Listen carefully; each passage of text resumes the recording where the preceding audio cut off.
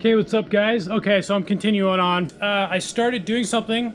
I started taking the battery out and kind of taking out some of the wiring. I found something which is kind of cool, and you know the weird thing is I also found the same thing in the trunk. Kind of cool. Anyways, if you look right down here, I'm like, huh, just take the battery out, taking these cables out, taking Rudolph out. I'm like, oh yeah, and I look down, I'm like, bah. What's this? Some random keys. This car is just filled full of surprises. See if I can get them out of here without wrecking the wire. The surprising thing is it's on like really good. Moderately painful. Well, the keys fell off, which is all I wanted anyways. Check those out. Some serious dirty keys stuffed in behind the battery. There's also keys in the trunk too, which is also very weird. Somebody liked hiding keys in this car.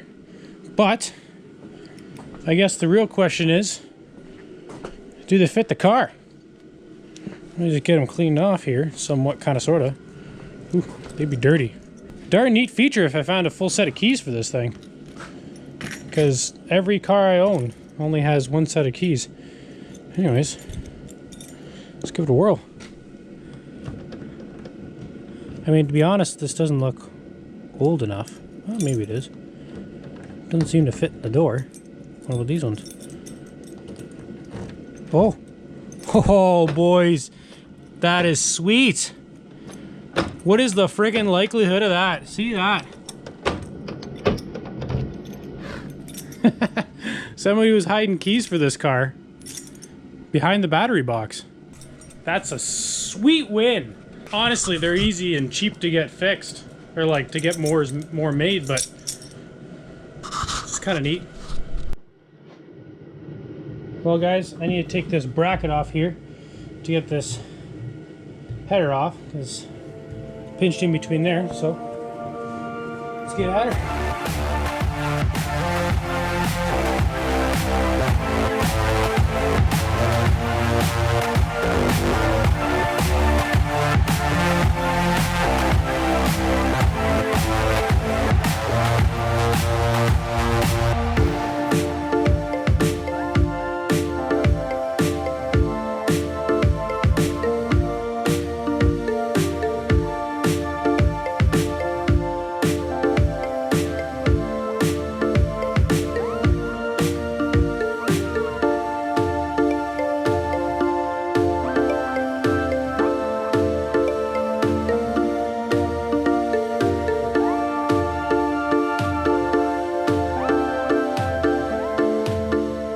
The one to add to my collection. You know what's kind of satisfying?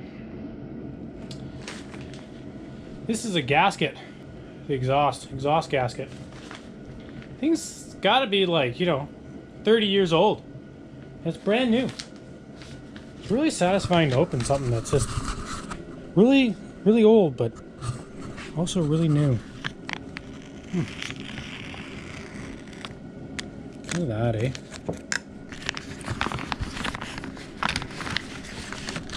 Oh, never mind. I'm totally wrong. These are intake gaskets. Huh. I thought they were exhaust gaskets. Well, damn, Matt. I took your intake gaskets. Tradesies.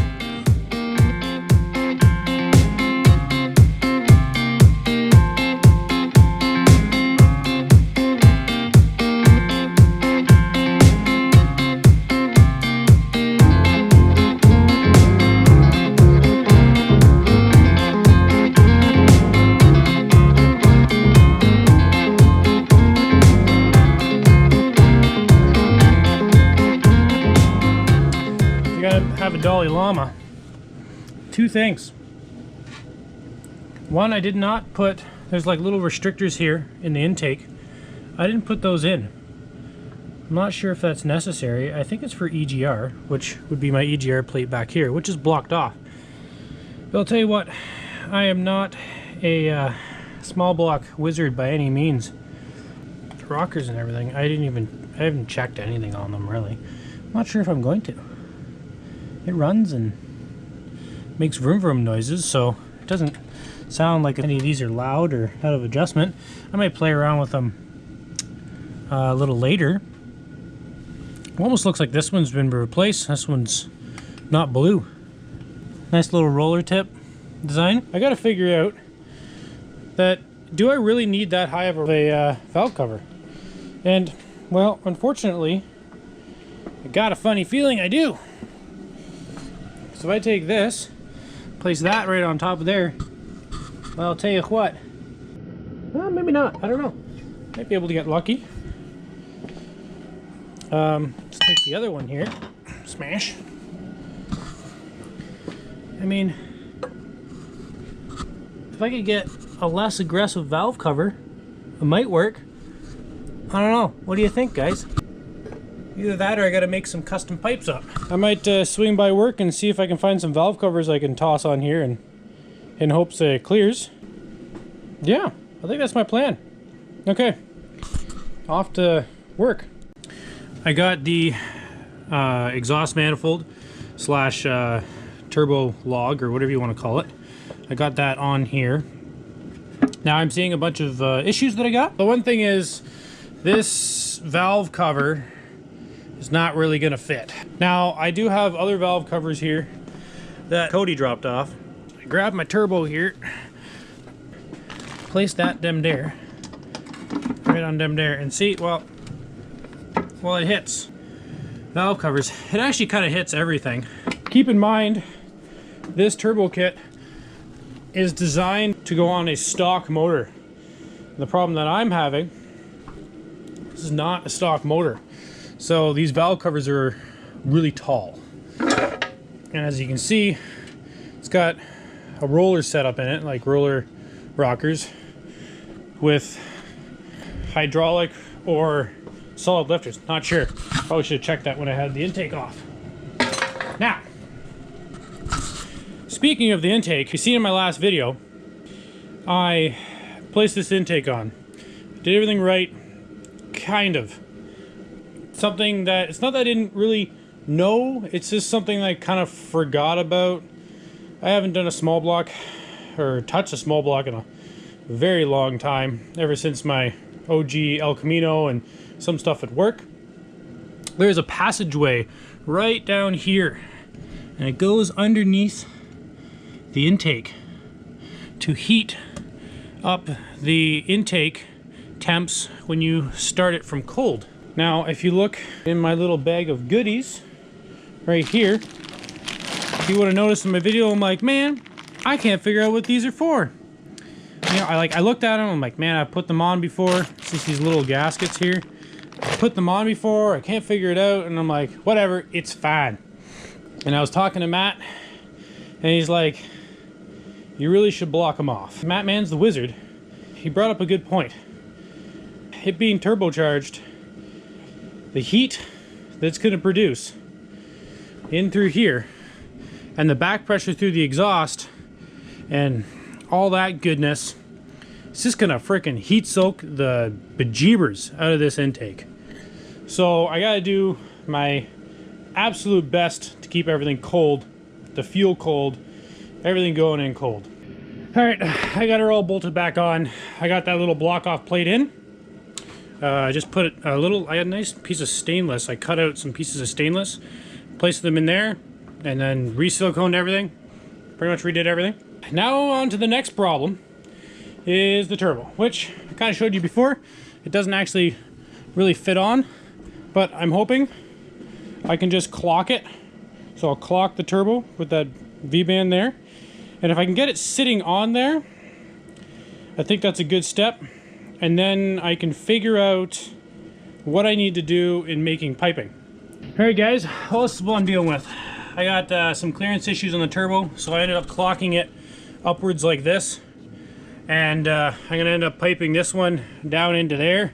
And then this pipe's gonna come up from here, wrap around, and go into the turbo.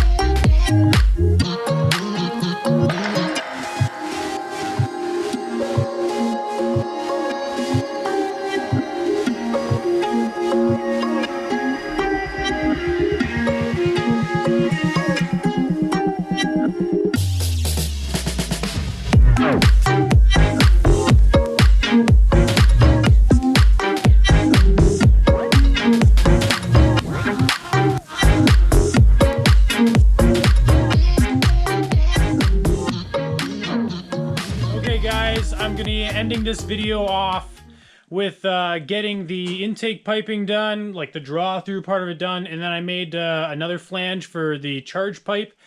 And I haven't got enough piping, so I'm gonna have to go and see if I can rob some from work.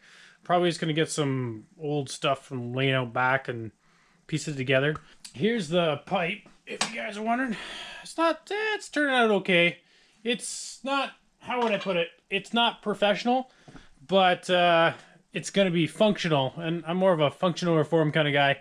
I'm really happy. It looks really sweet, like very Mad Max.